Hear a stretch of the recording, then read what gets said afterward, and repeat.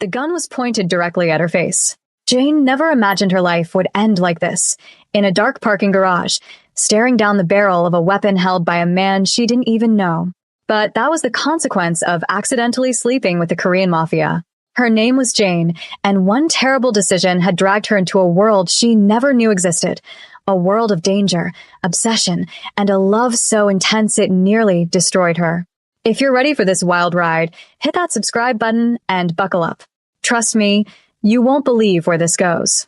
Let me take you back to where it all started, 3 weeks ago, on the worst night of her life. That Friday afternoon, she had been excited. It was her and Marcus's 3-year anniversary, and she'd planned the perfect surprise. She left work early, stopped at his favorite restaurant for takeout, and even bought expensive lingerie that made her credit card cry. Marcus had been her college sweetheart, safe, reliable, boring in the best comforting way. Or so she believed.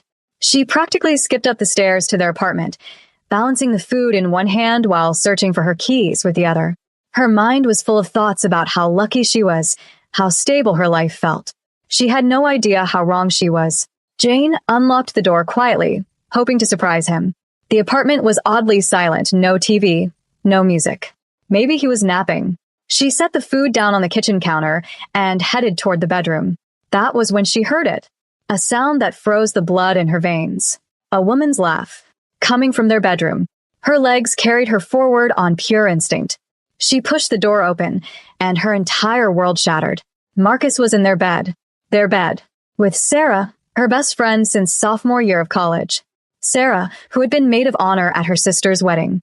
Sarah, who had held her hair back when she had food poisoning last month. They didn't even notice her at first, too occupied in their betrayal. What the hell is this? Jane's voice came out a whisper, but it might as well have been a scream. Marcus's had snapped around, his face draining of color. Jane, oh my God, Get out, she said, trembling. Both of you, get out now. Sarah scrambled to cover herself with Jane's sheets, her face flushed with guilt or maybe embarrassment. Jane, please let me explain, Marcus began. Explain? Something inside her cracked. Explain what? How long has this been going on? Their silence told her everything. Answer me, she shouted. Sarah's voice was small. 6 months. 6 months. For half a year, Jane had been the clueless girlfriend, smiling, laughing, trusting them both while they lied to her face. 6 months of double dates, girls' nights, planning futures. All fake. How could you? She asked Sarah, tears rolling down her cheeks. You were my best friend. I'm sorry, Sarah whispered. We didn't mean for it to happen. We fell in love. Jane laughed then, a hollow, broken sound. Love? You call this love? Marcus got out of bed, pulling on his pants. Jane, you have to understand. You've been so distant lately, so focused on work. Sarah was there when... Don't you dare blame this on me, she snapped. Don't you dare make this my fault because I was building a career. I'm not saying it's your fault, he insisted, though his tone said otherwise. I'm just saying things haven't been great between us. Then you should have talked to me. You should have broken up with me. You don't get to cheat and then act like I drove you to it. Sarah was crying too now. We never wanted to hurt you. But you did, Jane said coldly. For 6 months, you looked me in the eye and lied. She grabbed her purse. She couldn't stay another second. The room felt too tight, the air too thin. Jane, where are you going? Marcus called after her. Away from you. Don't call me. Don't text me. We're done. She slammed the door behind her, hard enough to rattle the frame. She sat in her car for over an hour, sobbing until her whole body ached.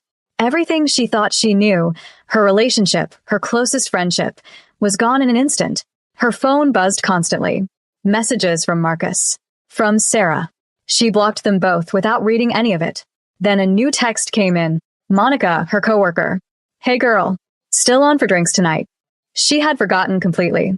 Monica had been trying to get her to go out for weeks, but Jane had always said no. Too busy. Too tired. Too settled with Marcus. Her now shattered life. Jane typed back. Yes. I need to get very, very drunk. The response was immediate. Oh. What happened? Meet me at 9. Lunar Eclipse. Wear something hot. Lunar Eclipse, an ultra-exclusive downtown club where only people with connections got in. but Monica's promoter boyfriend had them covered. Jane checked her reflection in the rearview mirror, red eyes, streaked mascara, a face that screamed heartbreak. Screw it, she muttered. She drove to her sister's empty apartment, showered, fixed her makeup, and pulled on the one club dress she owned, a red one she'd never worn because Marcus had said it was too much. The woman staring back at her in the mirror looked unfamiliar, but maybe that was what she needed. Someone new, someone reckless. By the time she met Monica outside the club at 9, she'd already made up her mind. Tonight, she was doing something wild, something she'd never dared before. She just had no idea how far that one reckless choice would take her, or who it would lead her to. When Monica spotted Jane outside the club, she squealed and pulled her into a hug, only to pull back and study her face in alarm. Oh my God, Jane, you look amazing.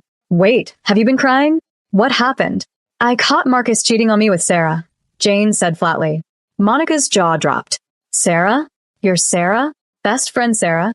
The one and only. That absolute piece of. Monica stopped herself, then shook her head. You know what? No. We're not talking about them tonight. Tonight is about you forgetting they ever existed. Come on. She grabbed Jane's hand and led her straight past the long line outside. The bouncer took one look at Monica, nodded once, and unhooked the velvet rope for them. Inside, the club was overwhelming. Pulsing music, flashing lights, crowds of beautiful people. Monica didn't stop until they reached the VIP section upstairs. Your boyfriend set this up? Jane asked, genuinely impressed. He has his uses, Monica said with a wink. Now, let's get you a drink. Or 5. They ordered cocktails, fancy ones with names Jane couldn't pronounce.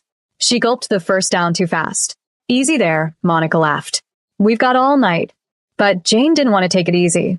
She wanted to drown every memory of Marcus and Sarah. So she drank more 3 than 4. The pain blurred at the edges. The music grew louder than her thoughts. And for the first time since the betrayal, she could breathe. I need to dance, she announced, pushing to her feet. Jane, you're kind of drunk. I'm perfect. Come on. They headed to the dance floor, where Jane lost herself completely. She danced with reckless, desperate freedom, her body moving without thought or restraint. Then she felt it. A gaze, heavy, intentional, focused. She turned and saw him standing in a private VIP section across the club. Even from afar, he was striking, sharp features, dark hair styled perfectly, a suit that screamed money and power. But it wasn't his looks that caught her breath. It was the way he was watching her, like she was the only person in the building. 2 men flanked him, clearly bodyguards. People gave him space, respect, fear. Who is that? Jane asked, unable to look away. Monica followed her gaze, and her eyes widened. Oh shit, that's Young Kong. Who? Young Kong. His family basically owns half the city. Old money, connections, and Monica lowered her voice. Rumors about illegal stuff. Organized crime.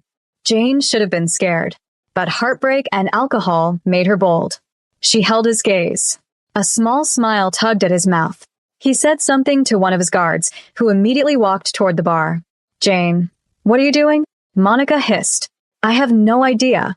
Moments later, the bartender placed a crystal glass of amber liquor in front of her. From Mr. Kong, he said. He'd like you to join him. Jane's heart pounded. This was insane. She wasn't the type of woman who got involved with mysterious, dangerous men. But tonight, she wasn't the type she had always been. Tell Mr. Kong I don't accept drinks from strangers, she said. The bartender blinked, nodded, and walked away. Monica stared. Did you just turn down Young Kong? I think I did. Across the club, they watched the bartender deliver the message. Young's expression shifted. Surprise, then amusement. Then he stood. The crowd parted instinctively as he moved toward her. Oh my God, he's coming over here, Monica whispered. What are you going to do? I don't know. Then Young was standing in front of Jane. Up close, he was even more striking. His eyes were dark and penetrating, his presence almost tangible, danger wrapped in elegance. I'm Young, he said, voice low and smooth. And you are? Uninterested, she replied, startling even herself. Young smiled, slow, genuine, and disarming. Is that so? Then why haven't you walked away? Maybe I'm waiting for you to give me a reason to stay. Bold, he said, stepping closer.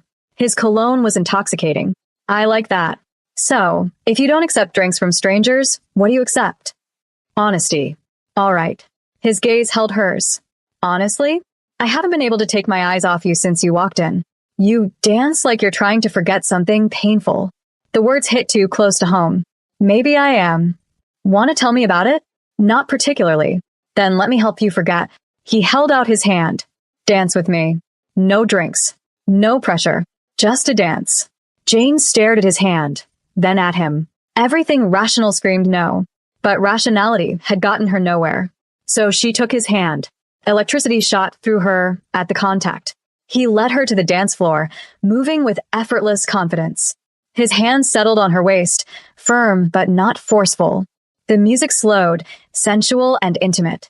What are you running from? He asked softly near her ear. What makes you think I'm running? Because I know the look. I've worn it myself. She pulled back just enough to meet his eyes. And what were you running from? Expectations. Legacy. A life I never asked for. He paused. Your turn. Maybe it was the alcohol, or the anonymity of the club, or the impossibility of this moment, but she told him, I caught my boyfriend in bed with my best friend today. 3 years together. He blamed me, made me feel like I wasn't enough. Jung's jaw clenched. Then he's a fool. You don't even know me. I know enough, he said softly. I know you're beautiful.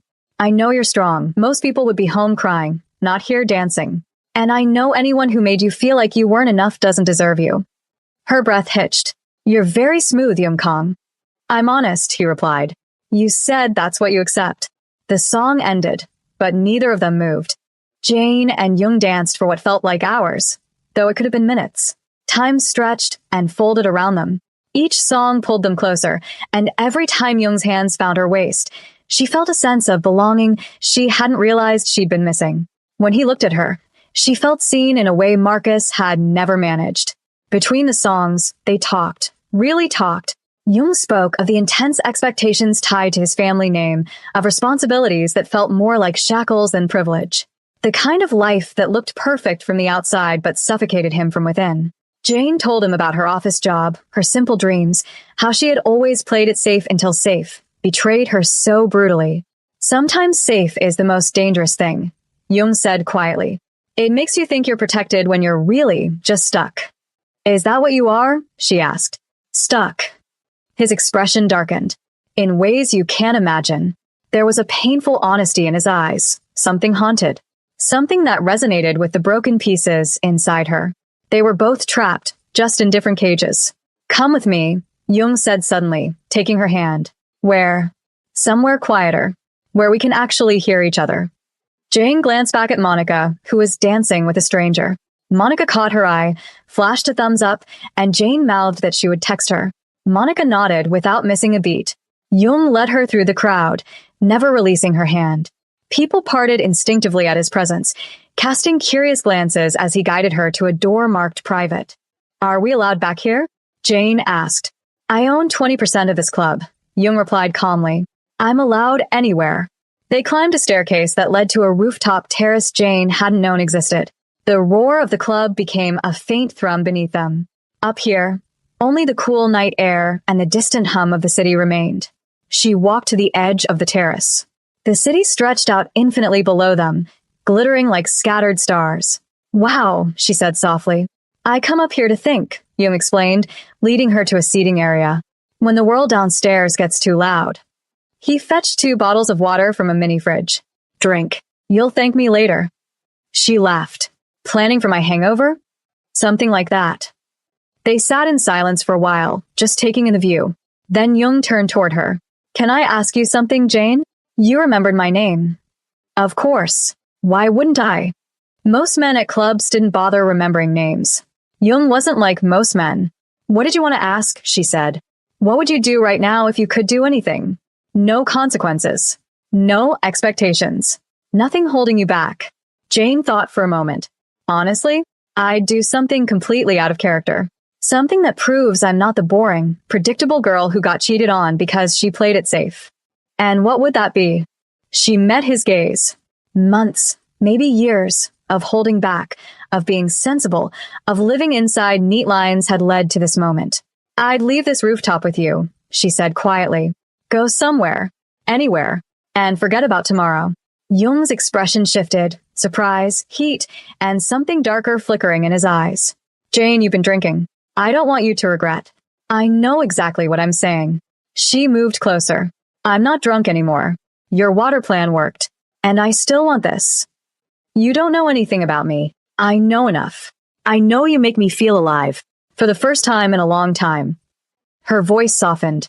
I know when you look at me, I don't feel like the girl who wasn't enough. I feel worth wanting. You are worth wanting, Jung said fiercely. Any man who made you doubt that is an idiot. Then prove it. The words left her mouth before she could take them back. Jung stood abruptly and paced to the terrace edge. Jane's heart stuttered. Had she misread everything?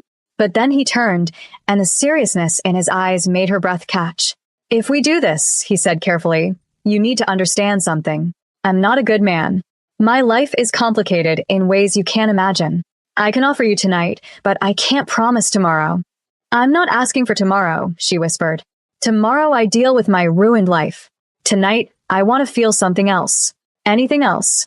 Jung crossed the terrace in 3 long strides, cupped her face, and searched her eyes. Are you sure? Instead of answering, Jane kissed him. The kiss was immediate, electric, filled with raw need and wounded emotion. Jung pulled her close, deepening the kiss, his hands gripping her as if he were afraid she might disappear. She melted into him, into the moment, the madness, the relief. When they finally pulled apart, both were breathless. Come with me, Jung murmured, voice rough. Where? My place. She should have said no. The old Jane would have. But the old Jane was gone. Let's go. Jung's car was a sleek black machine that exuded quiet power. His driver held the door open, and Jane slid into buttery leather seats that smelled like wealth. The drive was silent, tense, charged.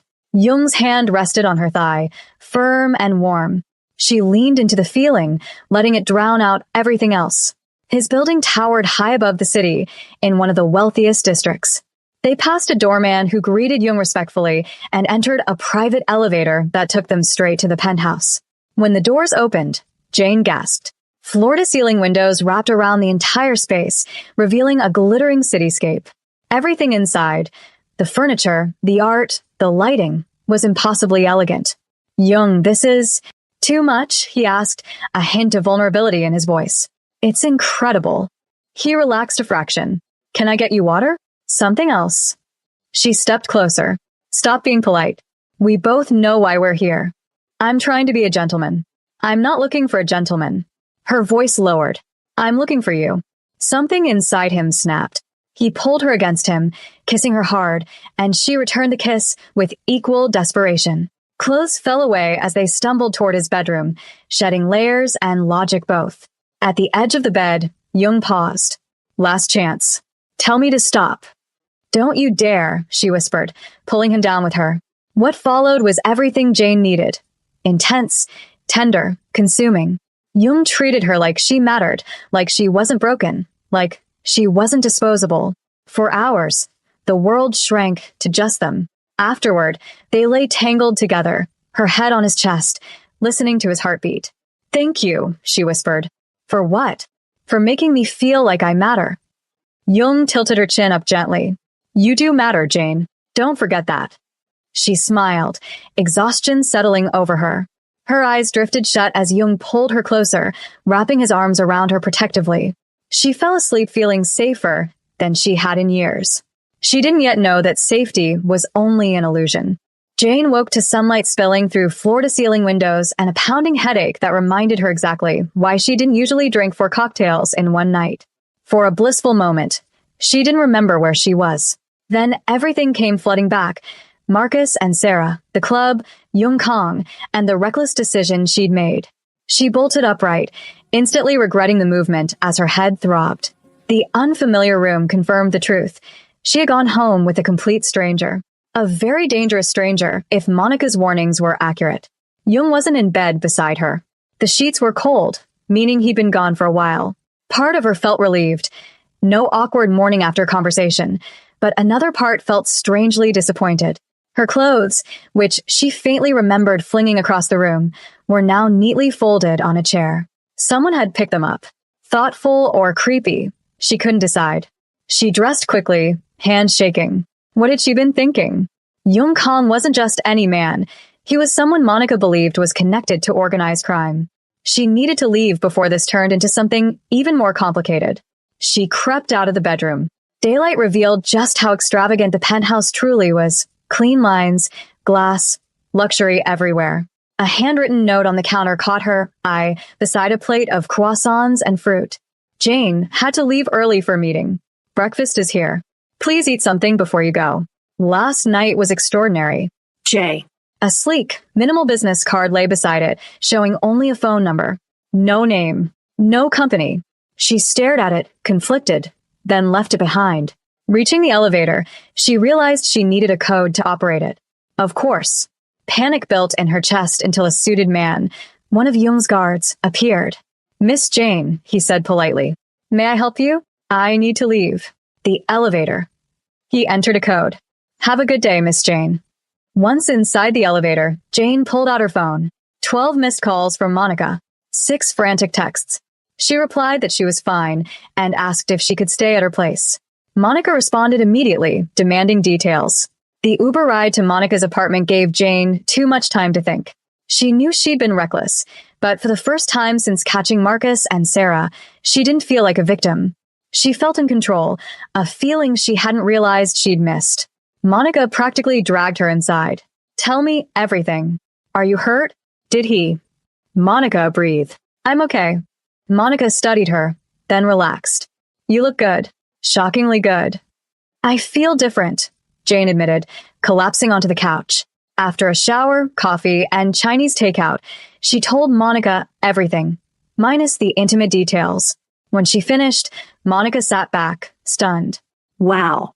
Jane Chen had a one-night stand with Young Kong. I never thought I'd hear those words. It was a mistake, Jane said, though even she didn't sound convinced. Was it though? You needed to feel alive. And girl, you look alive. It's over, Jane insisted. Back to real life. Did he ask to see you again? He left his number. I didn't take it. Monica gasped. Why? Because he's dangerous. Because I just left a 3-year relationship. Because I don't want to get dragged into someone else's mess. Fair, Monica allowed. But still, sometimes a little danger isn't the worst thing. Jane changed the subject, insisting she needed a new apartment. Monica told her to stay as long as she needed. Over the next few days, Jane focused on rebuilding her life. She returned to the old apartment only when Marcus wasn't home, packed her things quickly, and blocked both him and Sarah on every platform. Work became her refuge. She stayed late every night. Her boss even praised her performance. But no matter how late she worked, her thoughts drifted back to Jung, his intensity, his gentleness, his danger. She wondered whether he'd thought about her at all, though she told herself it didn't matter. A week passed. One Friday night, after staying late at the office, she walked alone through the empty parking garage. She was exhausted and ready to collapse into bed. Then she heard footsteps. She turned and froze. Marcus. He approached her with anger and desperation on his face. Jane, wait. We need to talk. There's nothing to talk about, she snapped, fumbling for her car keys. He followed, grabbing her arm. You can't throw away 3 years over one mistake. 6 months of cheating isn't one mistake, she yelled. He tightened his grip. Fear shot through her. You moved on fast, didn't you? He hissed. I saw you with that guy. She told you to let go. The deadly calm voice cut through the garage. Jung stepped from behind a pillar, 2 men flanking him. Even in dim lighting, the danger radiating from him was unmistakable. Marcus paled. Who the hell are you? Jung approached slowly. I'm the man who's going to break every finger on your hand if you don't release her. Right now. Marcus dropped her arm immediately. Jung's men stepped forward. Marcus stumbled back. He tried to speak, but Jung moved faster than either of them could react. He grabbed Marcus by the throat and slammed him against a car. It is over, Jung whispered coldly. If you ever come near her again, they will never find your body. Do you understand? Marcus choked out a frantic yes. Jung held him a beat longer, then released him. Marcus ran. Jane stood shaking, adrenaline crashing through her system. Jung turned to her, concern replacing the predator's expression he'd worn seconds before. Are you hurt? I'm fine, she managed. Were you following me? My men have been watching your building, Jung said simply. For your protection. Her shock turned to anger. You've been having me followed? Yes. No apology. No justification. That's stalking. I protect what's mine. I'm not yours, she yelled. Jung stepped closer, backing her against her car, not threatening, but intense. Aren't you? Her breath caught. His nearness, his voice, his eyes, all of it overwhelmed her. I haven't stopped thinking about you, he said softly. I told myself to let you go. I couldn't. This is crazy, she whispered. Then let something be crazy, Jung murmured. Let me take you to dinner. Let me show you I'm not just the man you saw tonight. You're asking me this after threatening my ex in a parking garage. Not my best timing, he admitted, a faint smile tugging at his lips. But I mean it. She hesitated, torn, until she heard herself say, one dinner. Relief and something warmer flickered across his face. Tomorrow. 7. And your men, they stay. You're not safe without them. She wanted to argue, but the fear she'd felt with Marcus still clung to her. Fine. But from a distance. Deal. He stepped back. One of his men handed her purse to him, and he passed it to her. Let me follow you home, he said. For my peace of mind. Too exhausted to fight, she nodded. She drove back to Monica's with Jung's car trailing behind her. Her mind was spinning. She knew this was dangerous. His world was violent, complicated, dark. But he had protected her. He had cared. And he had looked at her like she mattered. She was falling for him. And she didn't know if that would save her or destroy her. Saturday arrived faster than Jane expected. She spent an embarrassing amount of time choosing what to wear until Monica stepped in, pulling together an elegant black dress, sophisticated without trying too hard. You look amazing, Monica said as she applied the finishing touches to Jane's makeup. He's going to lose his mind. I'm so nervous. What if this is a mistake? Jane whispered. Then it's your mistake to make. But, Jane? I've never seen you this excited about anything. That has to mean something. Jung arrived exactly at 7, dressed in dark slacks and a button-down that looked like it cost more than Jane's monthly rent. He held a single red rose. You look beautiful, he said, his gaze sweeping over her with clear appreciation. Thank you. You look very handsome, she replied. Monica grinned behind her. Have her back by midnight, Mr. Kong, or I'll send the police after you. Jung smiled politely. I'll take good care of her. I promise. His car, sleek, black, and different from the last one, waited downstairs. He opened her door like a perfect gentleman before sliding in beside her. Where are we going? Jane asked as the driver pulled away. You'll see, Jung replied. They drove through the city, conversation flowing easily. Jung asked about her work, her family, her dreams. He listened closely, asked thoughtful questions, and seemed genuinely interested in her simple, ordinary life. I envy you sometimes, he admitted. Me? Why? Because your life is your own. You make your own choices. I've never had that luxury. What do you mean? She asked. He hesitated. My family business was decided for me before I was born. My grandfather built an empire, and I'm expected to maintain it, no matter what I want. And what do you want? Honestly, Jung looked at her with something vulnerable in his expression. I wanted to be an architect, design buildings, create something beautiful instead of just managing the family legacy. It's not too late. He shook his head. In my world, you don't just walk away. Responsibilities are permanent.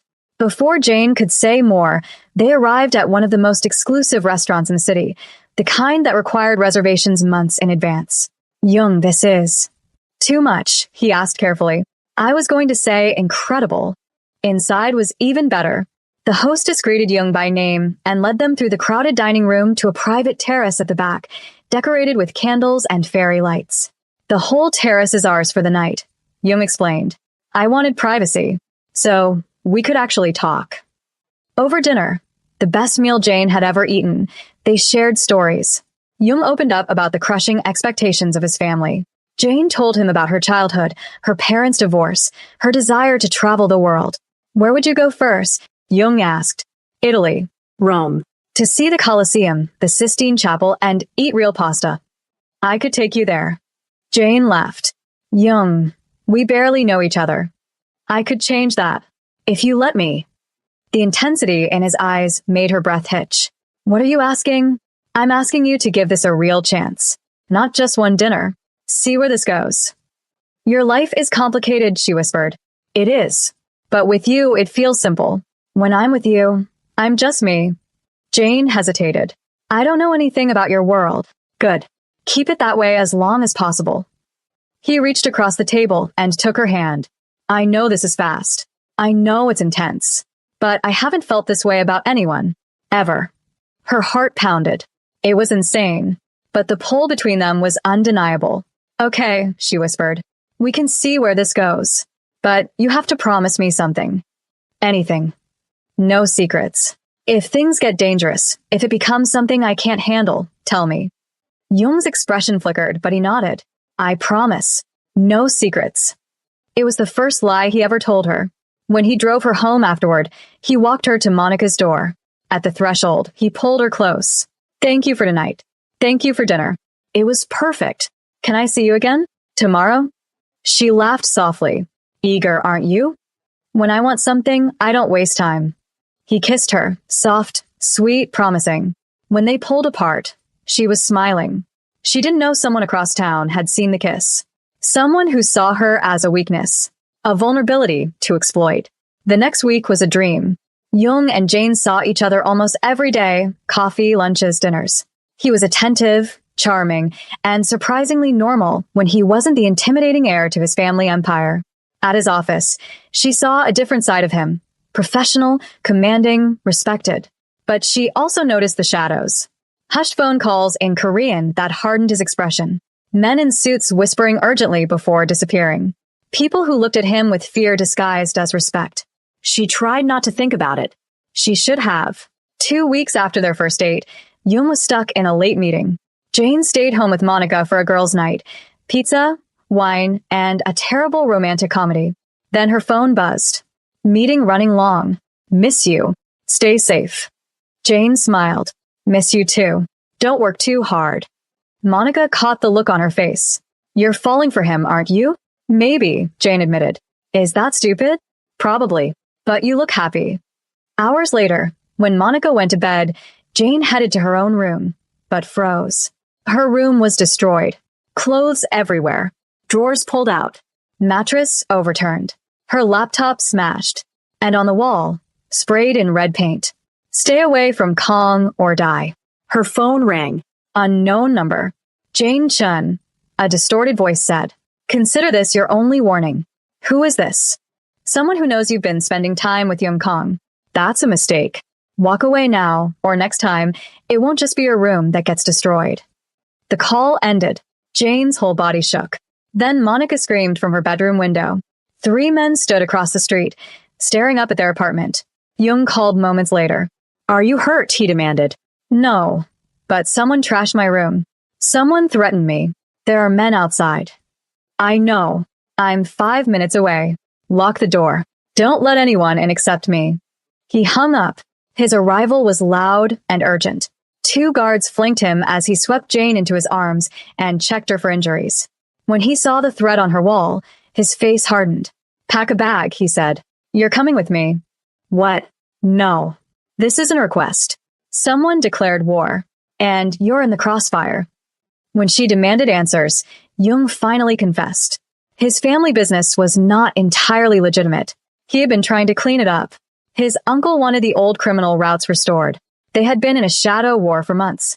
And now he's using you, Jung said quietly, because you're the first person I've cared about in years. Monica hesitated, then agreed Jane needed protection. Reluctantly, Jane let Jung guide her out. His guards escorted them to the car. The 3 watchers outside were gone. Jane didn't want to imagine what that meant. As they drove away, Jung received another call. His warehouse had been attacked. Security footage showed masked men assaulting his workers. One held a photo of Jane. He's been watching us from the beginning, Jung said.